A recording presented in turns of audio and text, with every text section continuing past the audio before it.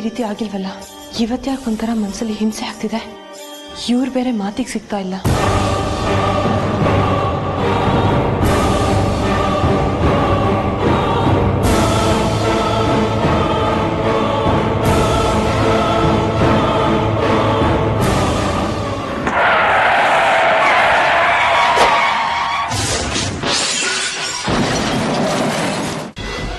ನಾಗಮಣಿಗೆ ನಾನು ತುಂಬುತ್ತಿದ್ದ ಶಕ್ತಿ ಇದ್ದಕ್ಕಿದ್ದಂಗೆ ಮಾಯ ಆಗೋದು ಅಂದ್ರೆ ಏನರ್ಥ?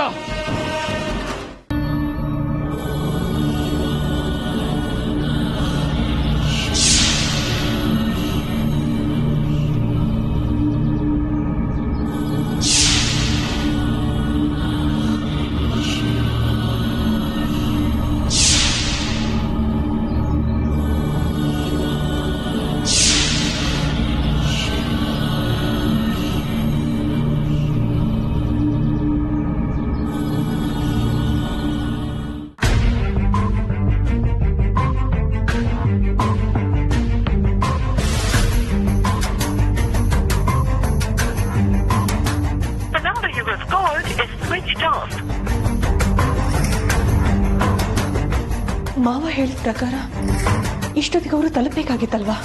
ಮಾತಾಡಿಸ್ತೀನಿ ಅಂದಿದ್ರು, ಆದ್ರೆ ಇನ್ನೂ ಸುದ್ದಿನೇ ಇಲ್ಲ. ಅಂದ್ರೆ ಅರ್ಜುನ್ ಅವರು ಇನ್ನೂ ತಲುಪಿಲ್ಲ ಅಂದಾಗಾಯ್ತು. ಹಾಗಾದ್ರೆ ಬೇರೆ ಏನು ಅಡ್ಡಿಯಾಗಿರ್ಬೋದು ಅವ್ರಿಗೆ? ಯಾರ್ದೋ ಕೆಟ್ಟ ದೃಷ್ಟಿ ಅರ್ಜುನ್ ಅವ್ರ ಮೇಲೆ ಬಿದ್ದಿದೆ ಅಂತ ನನಗೆ ಯಾಕೆ ಅನ್ನಿಸ್ತಾ ಇದೆ. ಈ ಗೊಂದಲನ ಹೇಗೆ ಬಗೆಹರಿಸ್ಕೊಳ್ಳೋದು? ಯಾರನ್ನ ಕೇಳಿದ್ರೆ ಗೊತ್ತಾಗತ್ತೆ?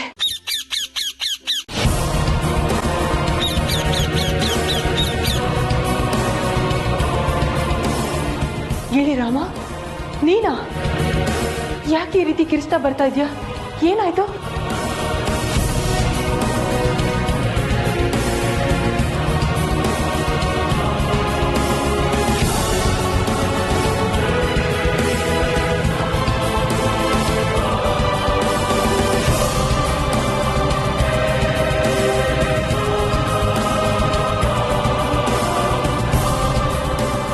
ಈ ಗಿಳಿರಾಮನ ಧ್ವನಿಯಲ್ಲಿ ಆತಂಕದ ಛಾಯೆ ಇದೆ.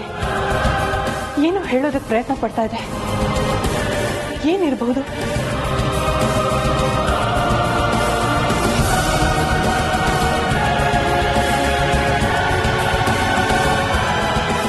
ಗಿಳಿರಾಮ, ನಿನ್ನ ಆತಂಕ ನನಗೆ ಕಾಣಿಸ್ತಾ ಇದೆ. ನೀನ್ ಯಾವುದೋ ಅಪಾಯದ ಮುನ್ಸೂಚನೆ ತಂದಿದ್ಯಾ ಅಂತ ನನಗೆ ಅರ್ಥ ಆಗ್ತಿದೆ. ಆದರೆ ಯಾರಿಗೇನಾಗಿದೆ ಅಂತ ಸುಳಿವು ಸಿಗ್ತಾ ಇಲ್ಲ. ಅರ್ಥ ಆಗೋ ತರ ಹೇಳು ಗಿಳಿರಾಮ. ನಾನಿಷ್ಟೊತ್ತು ಅರ್ಜುನ್ ಅವ್ರ ಬಗ್ಗೆ ಯೋಚನೆ ಮಾಡ್ತಿದ್ದೆ ಅಲ್ವಾ? ಅರ್ಜುನ್ ಅವರು ಯಾವುದೋ ತೊಂದರೆಯಲ್ಲಿದ್ದಾರೆ ಅನ್ನೋ ಅನುಮಾನ ನನಗೆ ಕಾಡ್ತಾ ಇದೆ.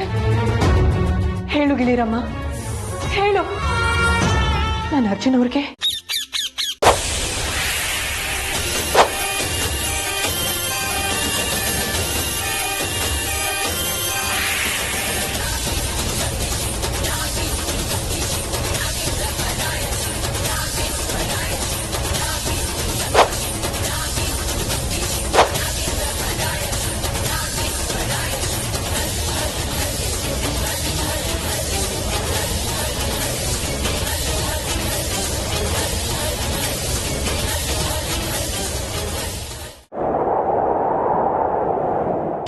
ಮಹಾಕಾಲ.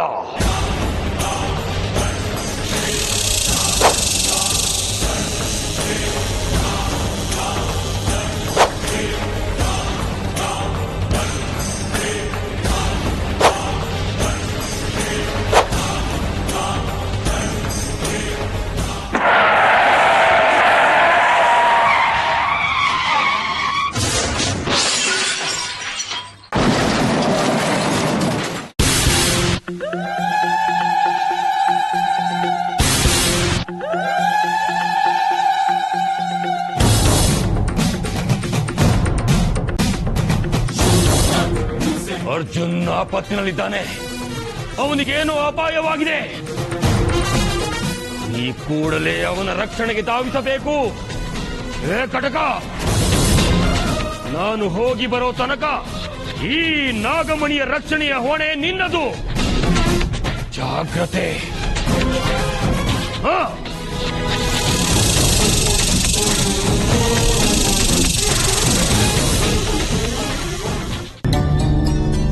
ಪರಮೇಶ್ವರ, ನಿನ್ನೆ ನಂಬಿದ್ದೇನೆ.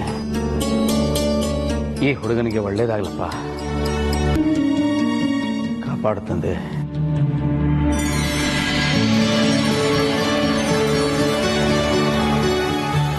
ಶಾಸ್ತ್ರಗಳು ತೋಡಿ ಔಷಧಿ.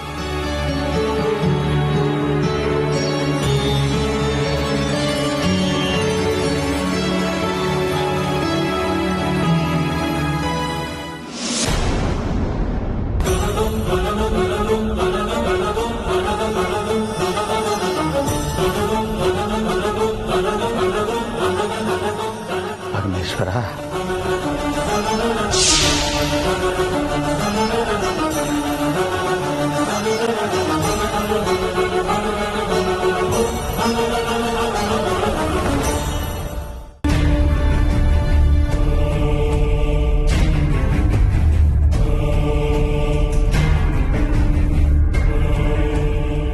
ಪರಮೇಶ್ವರ, ಏನಪ್ಪ ಇದು ನಿನ್ನ ನ್ಯಾಯ? ಇದು ಅನ್ಯಾಯ, ಇದು ಅನ್ಯಾಯ ತಂದೆ.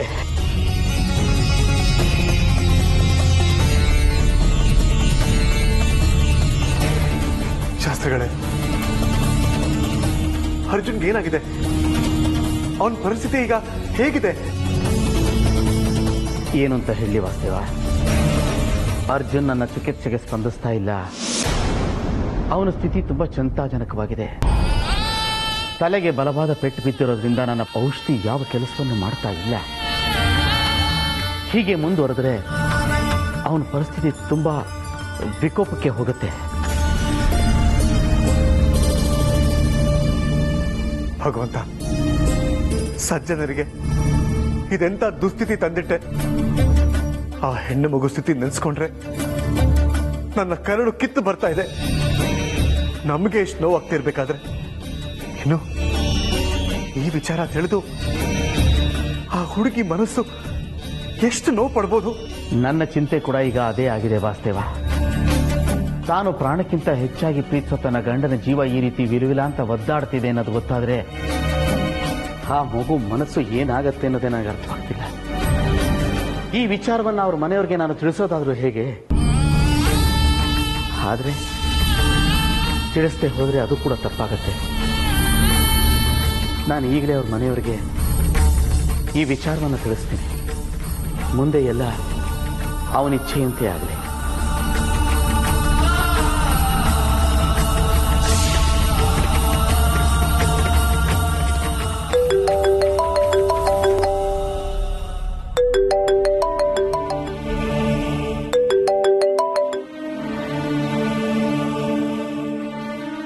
ಹಲೋ, ನಮಸ್ಕಾರ. ನಾನು ಆಶ್ರಮದಿಂದ ಪೂರ್ಣಚಂದ್ರ ಶಾಸ್ತ್ರಿ ಮಾತಾಡ್ತಾ ಇರೋದು. ಓ ನಮಸ್ಕಾರ ಶಾಸ್ತ್ರಿಗಳೇ, ಹೇಗಿದ್ದೀರಾ?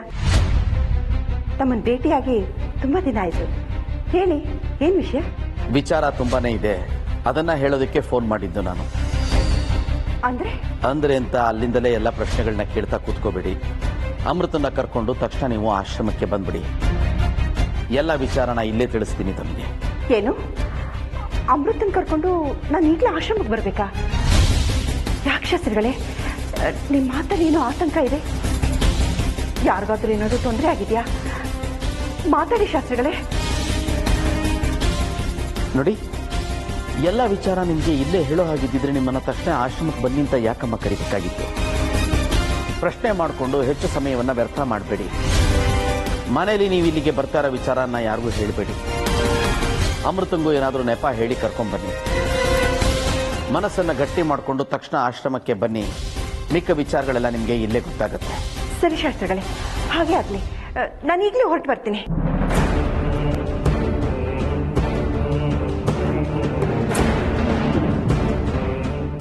ಶಾಸ್ತ್ರಿಗಳದ್ದನೇ ಕೇಳಿದೆ, ಏನೋ ಅಶುಭ ಆಗಿದೆ ಅಂತ ಕಾಣಿಸುತ್ತಲ್ಲ.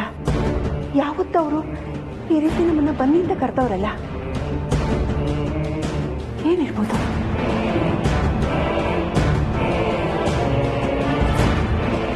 ತಕ್ಷಣ ಹೊರಡೋದು ವಾಸಿ.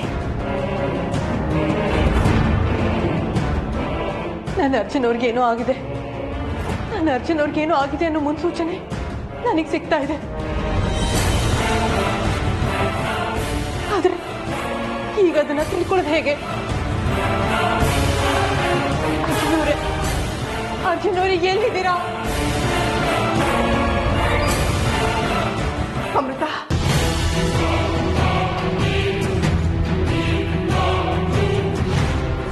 ಅಮೃತ, ಅಜ್ಜಿ ಏನಾಯ್ತು? ಯಾಕೆಷ್ಟೊಂದು ಗಾಬರಿ ಆಗಿದ್ದೀರಾ? ಅದು ಅದು ಶಾಸ್ತ್ರಿಗಳು ಆಶ್ರಮದಿಂದ ಫೋನ್ ಮಾಡಿದ್ರು. ವಿಚಾರ ಏನು ಅಂತ ಗೊತ್ತಿಲ್ಲ, ಆದ್ರೆ ನಿನ್ನ ಅರ್ಜೆಂಟಾಗಿ ಆಶ್ರಮಕ್ಕೆ ಕರ್ಕೊಂಡು ಬಾ ಅಂತ ಹೇಳಿದ್ರು. ಆದ್ರೆ ನಾನು ನೀನು ಹೋಗೋ ವಿಚಾರ ಮನೇಲಿ ಯಾರಿಗೂ ಗೊತ್ತಾಗಬಾರ್ದಂತೆ. ನನ್ಗೆ ಯಾಕೋ ತುಂಬಾ ಹೆದರಿಕೆ ಆಗ್ತಾ ಇದೆ ಅಮೃತ. ಶಾಸ್ತ್ರಿಗಳು ಕಾರಣ ಇಲ್ಲವೇ ನಮ್ಮನ್ನ ಇತ್ತಿ ಕರ್ಸ್ಕೊಳ್ಳೋರಲ್ಲ.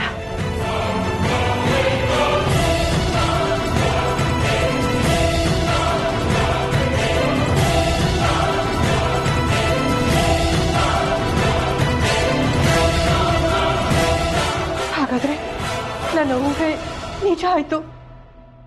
ಗಿಳಿರಾಮ ಕೊಟ್ಟ ಸೂಚನೆ ಸರಿಯಾಗಿದೆ. ಯಾವ ವಿಚಾರ ಅಮೃತ? ಅಜ್ಜಿ, ಅರ್ಜುನ್ ಅವರು ಯಾವುದೋ ಅಪಾಯಕ್ಕೆ ಸಿಕ್ಕಾಕೊಂಡಿದ್ದಾರೆ. ಶಾಸ್ತ್ರಿಗಳು ಹೇಳಿದಾಗೆ ಈಗಲೇ ನಾವು ಆಶ್ರಮಕ್ಕೆ ಹೋಗೋಣ. ಬನ್ನಿ, ತಡ ಮಾಡೋದು ಬೇಡ. ಅಯ್ಯೋ ಶಿವನೇ, ಇದೆಲ್ಲ ನಿನ್ಗೆ ಹೇಗೆ ಗೊತ್ತಾಯ್ತು? ನನ್ಗೊಂದು ಅರ್ಥ ಆಗ್ತಿಲ್ಲ ಕಣೆ.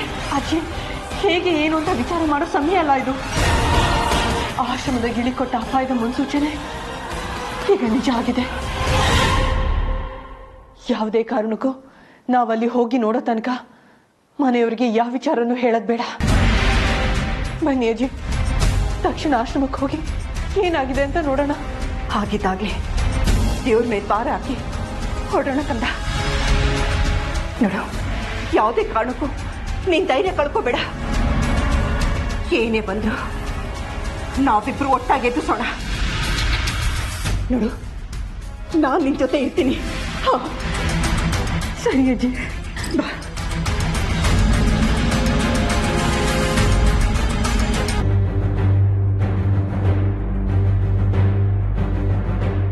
ಏ ಮಿನಿ, ಈ ಒಗ್ಗರಣೆ ಡಬ್ಬಿ ಪ್ರೋಗ್ರಾಮ್ ನೋಡಿದ್ಯಾ ನೀನು? ನೆನ್ನೆ ಏನೋ ಒಂಥರ ಹೊಸ ಥರದ ಪಲ್ಯ ಹೇಳ್ಕೊಟ್ರು ಕಣೆ. ಹ್ಞೂ ಆಂಟಿ, ಬರ್ದಿಟ್ಟಿದ್ದೀನಿ, ಇವತ್ತು ಟ್ರೈ ಮಾಡೋಣ. ಹಾ, ಇವರಿಬ್ಬರಲ್ಲಿ ಎಲ್ಲಿಗೋ ಹೊರಟಿದಾರಲ್ಲ ಈಗ ಅವಸರವಾಗಿ.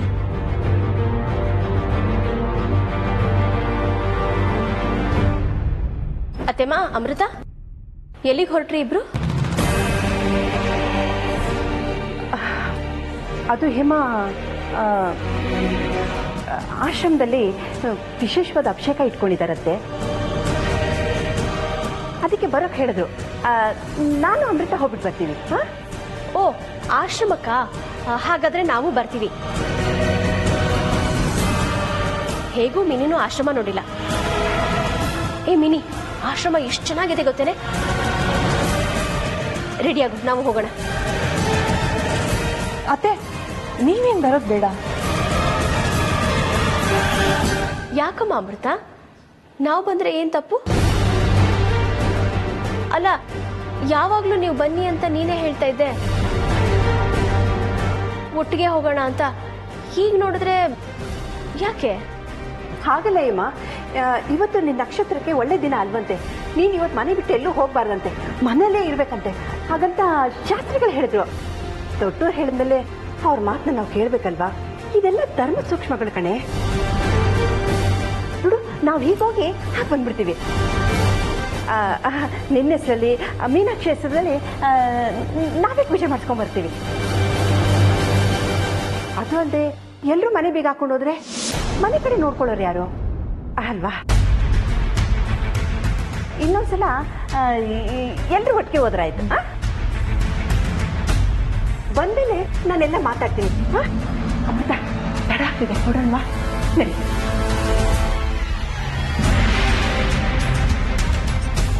ಅಲ್ಲ, ಹೋಗ್ತಾ ಇರೋದು ಆಶ್ರಮಕ್ಕೆ, ಅದಕ್ಕೂ ನಕ್ಷತ್ರಕ್ಕೂ ಏನ್ ಸಂಬಂಧ? ಏನೋಪ್ಪ, ಈ ಅತ್ತೆಮ್ಮ ಒಂದೊಂದ್ಸಲ ಕೊಡೋ ಕಾರಣಗಳು ತುಂಬಾನೇ ವಿಚಿತ್ರವಾಗಿರುತ್ತೆ. ಅದೇನ್ ಧರ್ಮನೋ, ಅದೇನ್ ಸೂಕ್ಷ್ಮನೋ ಏನೋ. ಹೋಗ್ಲಿ ಬಿಡು, ಬಾ, ನಾವಿಬ್ರು ಆರಾಮಾಗಿ ಟಿವಿ ನೋಡೋಣ. ಬಿಸಿಲಲ್ಲಿ ಹೋಗೋದು ತಪ್ಪು.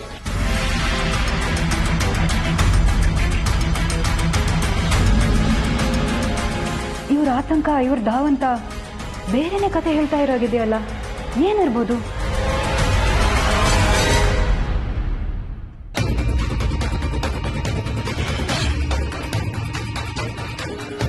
ಇಲ್ಲ, ಇಲ್ಲಿ ನನ್ನ ಶಕ್ತಿನ ಬಿಟ್ಟು ಮತ್ತೆ ಯಾವ ಶಕ್ತಿಗೂ ಅವಕಾಶ ಕೊಡೋದಿಕ್ಕಾಗೋದಿಲ್ಲ. ನನ್ನನ್ನೇ ವಿಚಲಿತ ಮಾಡಕ್ ಹೊರಟಿರೋ ಆ ಶಕ್ತಿ ಯಾವುದು, ಅದ್ರ ಮೂಲ ಯಾವುದು ಮತ್ತೆ ಮಾಡಲೇಬೇಕು. ನಾನು ಈಗಲೇ ಹೊರಡಬೇಕು. ಮೊದಲು ಆ ಶಕ್ತಿನ ನಾಶ ಮಾಡಬೇಕು. ಮಿಕ್ಕದನ್ನ ಆಮೇಲೆ ನೋಡ್ಕೊಂಡ್ರೆ ಆಯ್ತು.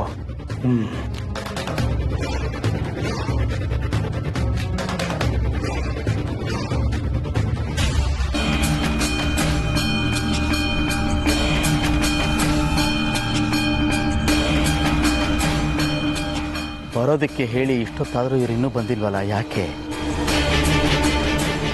ದಾರಿಲೇನಾದರೂ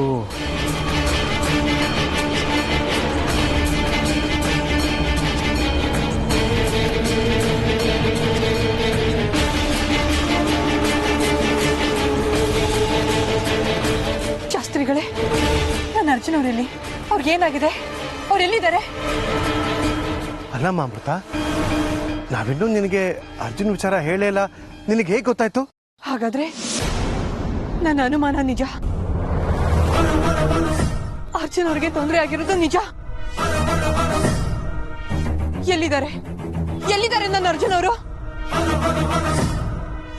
ಶಾಸ್ತ್ರಿಗಳೇ, ಅರ್ಜುನ್ ಅವರು ನಾನು ಎರಡು ದೇಹ ಒಂದು ಆತ್ಮ ಇದ್ದ ಹಾಗೆ. ಅರ್ಜುನ್ ಅವರು ನನ್ನ ಜೀವನದ ಅವಿಭಾಜ್ಯ ಅಂಗ. ಅವ್ರಿಗೇನಾದ್ರೂ ಆದ್ರೆ ಆ ನೋವು ಮೊದಲು ನನ್ನನ್ನು ದಾಟ್ಕೊಂಡೇ ಹೋಗ್ಬೇಕು. ನಾನೀಗಲೇ ಅರ್ಚನ್ ಅವ್ರನ್ನ ನೋಡ್ಬೇಕು. ಎಲ್ಲಿದ್ದಾರೆ ಅವರು? ನಿನ್ನ ಆತಂಕ ನನಗೆ ಅರ್ಥವಾಗತ್ತೆ ಮಗಳೇ. ಸ್ವಲ್ಪ ಸಮಾಧಾನವಾಗಿ ನನ್ನ ಮಾತನ್ನ ಕೇಳು. ಅರ್ಜುನ್ಗೆ ಅಮ್ಮ,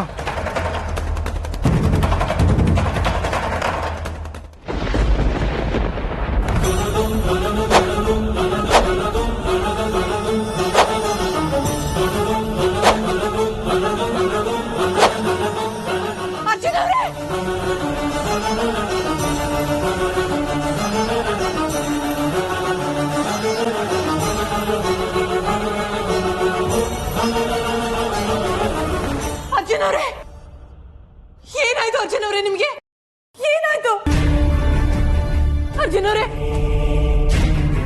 ಅಯ್ಯೋ ದೇವ್ರೆ, ಅರ್ಜುನ್ ಅರ್ಜುನ್ ಅಂತಂದ. ಏನಾಯ್ತು ನಿನಗೆ? ಮಾತಾಡೋ. ಯಾರೋ ನಿನ್ನ ಇಷ್ಟೊತ್ತಿಗೆ ತಂದಿದ್ದು? ಮಾತಾಡೋ. ಏನಾಯ್ತು ನಿನಗೆ? ಮಾತಾಡೋ ಅರ್ಜುನ್ ಅವರೇ.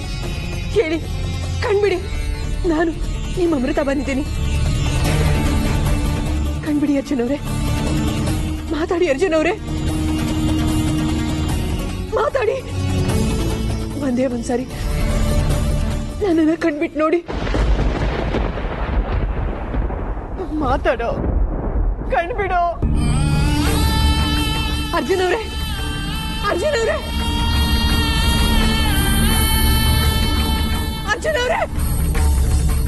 ಅಮೃತ, ಸಮಾಧಾನ ಮಾಡ್ಕೊ, ಮನ್ಸು ಗಟ್ಟಿ ಮಾಡ್ಕೊ. ಅರ್ಜುನ್ಗೇನು ಆಗಲ್ಲ, ಅವ್ನು ಸರಿ ಹೋಗ್ತಾನೆ. ಹೇಗೆ ಸಮಾಧಾನ ಮಾಡ್ಕೊಳ್ಳೋದು? ನನ್ನ ಪ್ರಾಣಕ್ಕೆ ಪ್ರಾಣ ಆಗಿರೋ ಅರ್ಚನ್ ಅವರು ಈ ಸ್ಥಿತಿಯಲ್ಲಿರುವಾಗ ಹೇಗೆ ತಾನೇ ಸಮಾಧಾನ ಮಾಡ್ಕೊಳ್ಳೋದಕ್ಕಾಗತ್ತೆ? ಅವರ ಜೀವಕ್ಕೆ ಜೀವ ಆಗಿರೋ ನಾನು ಅವರು ಕಣ್ಣೆದುರಿಗೆ ಬಂದಿದ್ರು.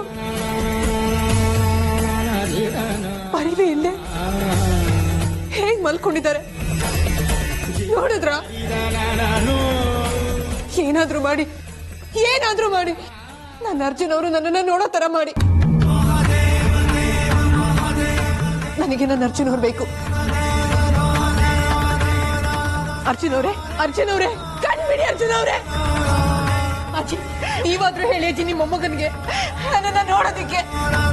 ಅರ್ಜುನ್ ಅವರೇ, ಅರ್ಜುನ್ ಅವರೇ, ಅರ್ಜುನ್ ಮಾತಾಡೋ, ಕಣ್ಬಿಡೋ. ಅರ್ಜುನ್ ಅವರೇ, ನನ್ನ ನೋಡಿ ಅರ್ಜುನ್ ಅವರೇ.